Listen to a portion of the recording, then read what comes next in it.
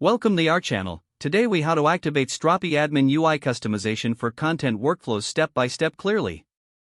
To activate Strapi admin UI customization for content workflows, start by ensuring you have Strapi installed in your Open your terminal and navigate to your Strapi project directory. Once inside, run the command to open the Strapi project configuration files. Locate the config folder within your project structure. Inside the config folder, find the plugins.js file. If the file does not exist, create a new one. In the plugins.js file, you will add the necessary configurations for admin UI customization. Specify the customization options by adding an object for the Content Manager plugin. Within this object, you'll define the required customizations for your content workflows.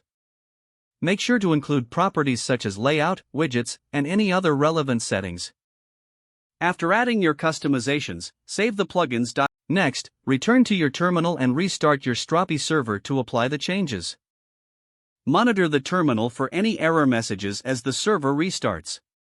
Once the server is running, open your web browser and navigate to the Strapi admin panel.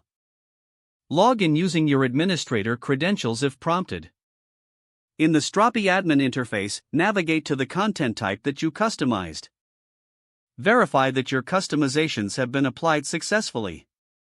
If the changes are not visible, double-check your code for any syntax errors. You are now ready to use the customized admin UI for managing your content workflows.